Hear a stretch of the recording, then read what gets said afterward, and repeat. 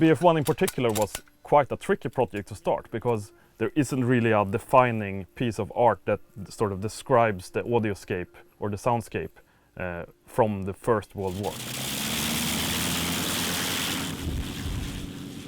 Once we've identified what guns and what tanks and what planes are, you've got to go and try and find them. And in some cases, you get lucky. You find them and it's a nice bloke in Finland who's going to let you fire it in his backyard.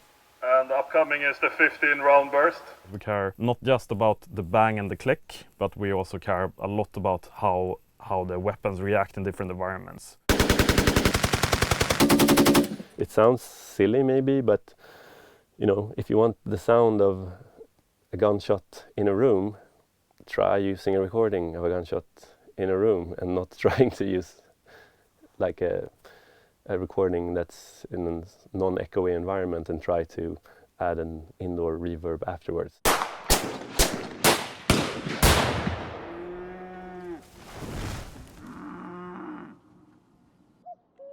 One time when we did the headshot sound for being hit in the helmet, we actually took a helmet and put it on the audio director's head, and I stood there with a microphone and a hammer, and I was hitting him on the helmet. Sort of, you want to get the resonance of the skull, and you want to get the vibrations of the helmet. And whilst doing that, the top boss from EA just passed by our studio, looked into our room, and just shook his head.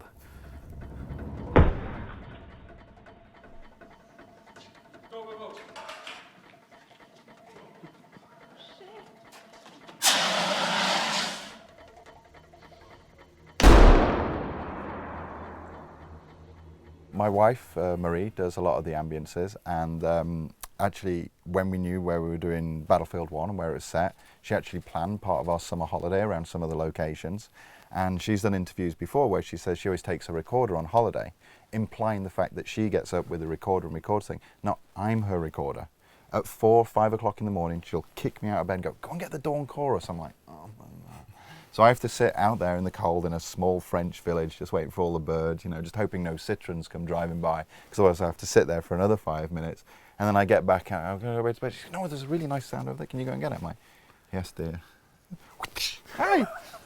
All the systems and things that you have to put in place, it takes such a long time. So if you have like a 2-year project, you need to work on it for 2 years with the audio as well. You can't just slap on the audio last couple of months. It would be impossible. So this is what our sound logic looks like, and this example is just the player's movement sounds. I think BF1 started with like 3 or 4 people or something. It was the smaller team to begin with, and then maybe ramped up to 10 or 12 or something like that. There have been other studios as well, so this is just a DICE, but we had help from DICE LA as well, and then there are maybe 5 people there or something in audio, I think. Also, we worked with Sweet Justice and Pole Position Sound. We have cats in BF1 as well. Oh. If you smash open a door, there is a chance of one out of 20 that you get a cat running away. Because you can't see it, it's just the sound. Mm-hmm. You get the cat running away or an accordion on the second floor falling over.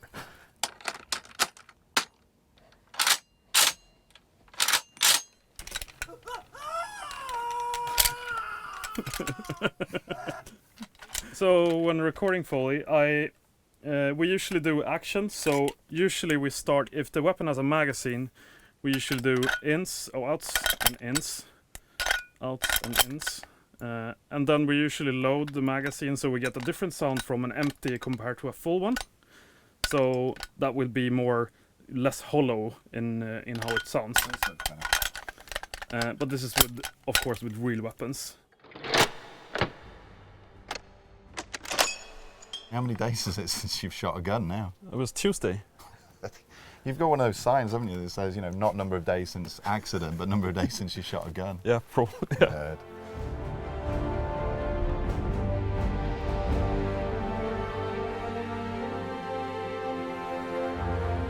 When you're running, the weapon will probably make some sounds when running. So a pistol doesn't really sound that much, but when you switch to a machine gun that has a pan magazine that's full of bullets, that's going to actually rattle with every footstep that you're taking. Over here is actually the balcony where we did the shouts for Battlefield 1. As you're moving from level to level, as you want all the people to come out of the trenches and go like, "Rah!"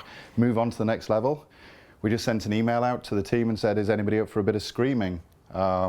We promised them beer and pizza, and we got about 30 people out here with about 8 different microphones, and I think it was only about 2 hours before we started to get complaints from all the different neighbours that work here. But all the screams you hear in the game for that charging moment were here.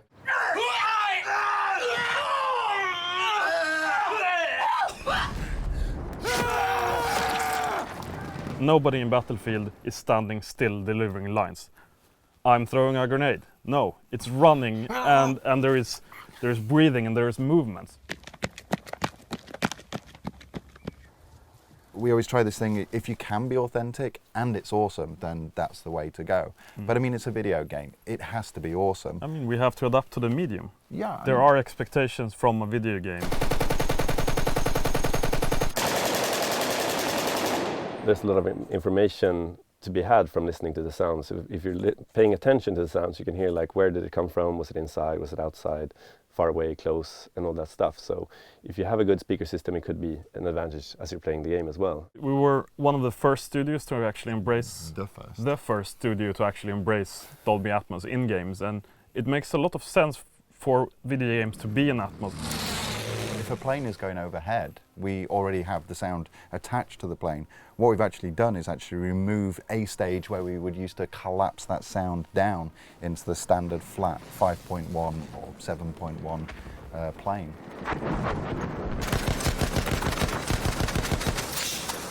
The Battlefield titles and DICE titles are known that we try and provide a variety of mixes so that people with TVs, headphones, good hi-fi systems, or huge, home cinema setups get the best experience they possibly can. I mean, we put a lot of work into it, so. Yeah.